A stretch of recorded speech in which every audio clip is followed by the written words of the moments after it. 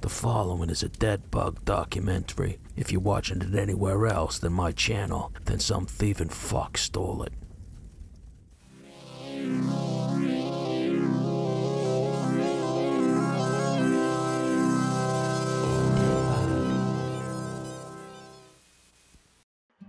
Life.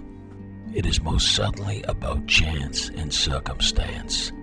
A cacophony, one might say, if you are prone to using fancy words. One corner, two corner, three corner, more. Sometimes it is a simple corner that holds sway and decides your fate. Such is the case of the Van Breda family, who had everything they could want in life. But sometimes everything is nothing. In fact, it were a long-dead egghead philosopher who once said, "A doorway is only a doorway as long as it is open."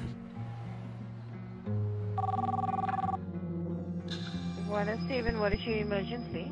I need an ambulance.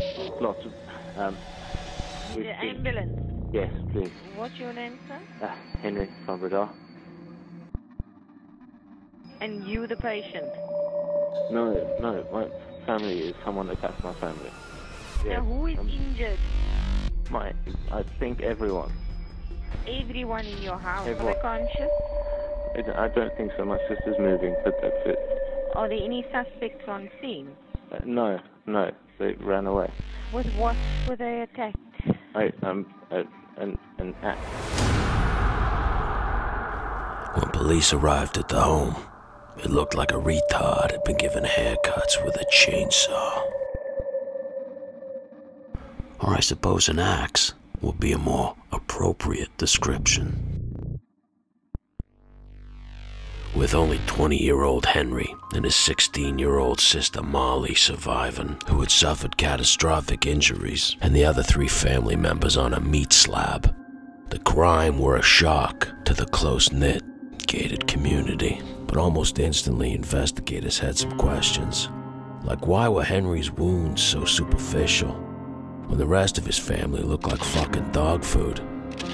His worst wounds looked like shaven cuts, not like the brutality of the others. A reported head severed, limbs removed. Hell, someone cut off his brother's cock. He even reported in the press that his sister had one of her breasts cut off.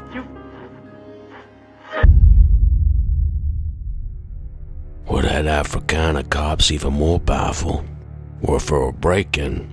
There certainly weren't no signs of it. Laptops were left, expensive watches, cash lying around, designer handbags, nothing were missing. Security cameras everywhere. Besides a family, there wasn't a single fingerprint. The place was as clean as the sole on a cripple's boot. And when you got more questions than answers, that tends to make cops suspicious. The first thing forensics experts started doing were looking at Henry's wounds, because I guess they weren't buying what he had to sell. Henry's sister Molly were a key piece to the puzzle. A key piece indeed. But surgeons didn't know if she were going to make it, that she were 2 steps from the abyss. Now here's some friendly advice if you're planning on slaughtering your family. If you're not included in on that slaughtering, you better have a pretty good fucking alibi. Henry's side of the story to the police were that it were the early hours when he were in the bathroom taking a shit, and he heard some loud banging noises.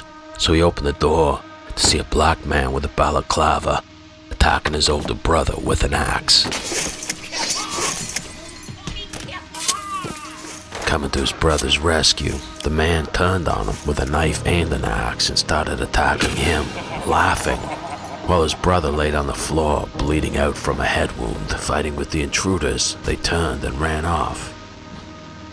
It was then that he went and checked on his parents and his sister, and found out they'd been attacked too. He then called the police, and then an ex-girlfriend who didn't answer the phone. By all accounts and purposes, the Van Breda family had an idyllic life. Kids were raised in Perth, Australia, and attended a prestigious school, and the family had moved to South Africa to be close to their oldest son, Rudy, who were about to attend university. The father was minted, worth about $18 million. And I guess it's safe to say that the family were as loved up as two retards in a broom closet with a lollipop. Good looking, academic, into sports. I guess if there were one blight on the family's record, was that Henry had been sent to an expensive drug rehab center a few months earlier. But other than that, they seemed to be the perfect family. And while everybody agreed that the family had a charmed life, public opinion on what happened was split down the middle like the oldest son Rudy's skull. And while the cops and the media were quick to embrace a story about a black killer or killers, with Henry walking out of the hospital the same day that he had walked in, the more suspicious types were wondering what really happened in the early hours of January 27th. And now seemed that the tiebreaker were going to be the younger sister, who were in a vegetative state. As detectives spoke to neighbors who reported hearing yelling on the night of the murders, forensics combed the house inch by inch, but it just wasn't adding up. Like, why were the only footprints in there Henry's? And why were he wearing his boots at 7 in the morning when he was supposed to be taking a shit? I mean, it just didn't seem like the normal thing to do. But when forensics came back with his phone and computer records, it got even stranger. Because he'd phoned his ex-girlfriend at 4:42, and then when she didn't answer, he started Googling numbers to emergency services. Now why the fuck would he do that? If the murder happened at 7 o'clock like he said it did, seems like he were a man with all the time in the world. When questioned by police about the conflicting times, Henry told them that he must have passed out during one of his epileptic fits, which are brought on by heightened emotions. Seemed Henry had an answer for everything.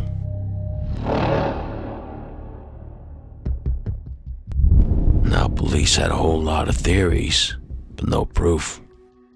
One of those theories were that Henry was caught with drugs, and that his parents took away his sizable allowance. But relatives say that weren't the parents' style. They loved the golden boy too much. But it was 5 months later, when Molly woke up, that they were going to have their answer. But when she came out of a coma, all she could do was drool and not much more. She didn't remember her own name, much less who tried to kill her and slaughter the family. Experts say it were a trauma-induced amnesia, and that she could come out of it in a week or a lifetime. Which a lifetime ain't a good thing, you know, considering she's the only witness. Well, unless you consider Henry a witness.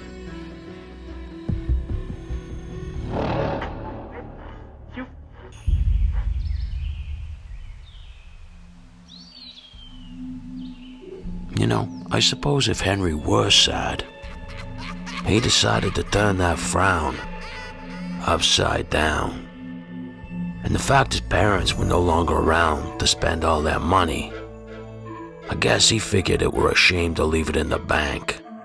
So he took his new girlfriend, and they went out on one great big fuck fest, traveling the world, taking in all its pleasures. Pleasures of the flesh, one may say. An opportunist, a facetious person may lyrically wax. Me? I ain't one to judge. Judging ain't my business. But either way, Henry were getting his freak on, while his sister were eating meals from a straw. I guess Henry got careless, and when he was coming home through the airport, he got caught with a big bag of dope. Devil weed, some may say. For medical purposes, others may defend.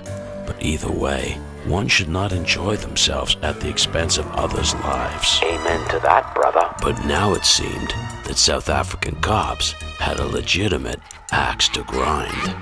I fucking hate cops.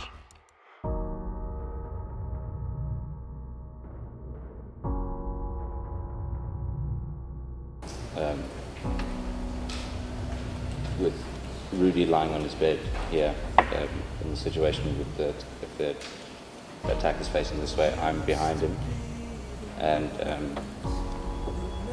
he was swinging the axe down van Firstly, to get your posture and your positions correctly, sir, is that how you intend to demonstrate that if the bed is standing across in front of you, or from left to right, I'm sorry, I'm not very good at directions, from left to right in front of you, he's standing almost at an angle to the bed, or was he facing the bed directly?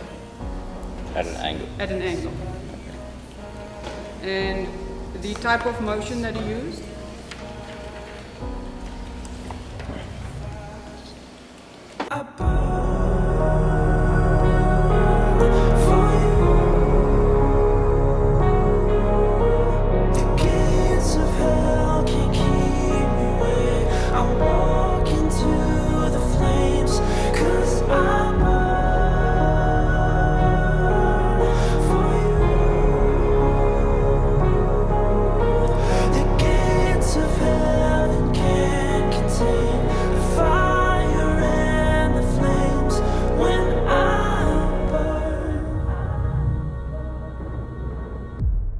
Breathing in the smoke, fill my lungs and go dark places, blank faces, praying for a glance of eyes I used to have, still searching through pain. Body on fire, set this body on fire, set this body on fire, on fire. I burn for you. The gates of hell can't keep me away.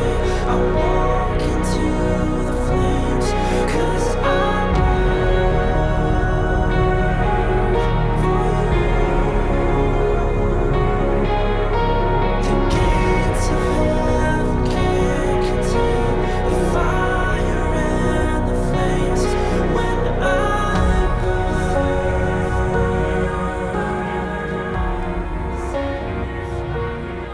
murder of Rudy van Breda, you are sentenced to life imprisonment. On count 2, the murder of Martin van Breda, you are sentenced to life imprisonment. On count 3, the murder of Teresa van Breda, you are sentenced to life imprisonment. For the attempted murder of Mali van Breda, you are sentenced to 15 years in prison. On count 5, obstructing the course of justice, for the administration of justice, as set out in the charge sheet, you are sentenced to 12 months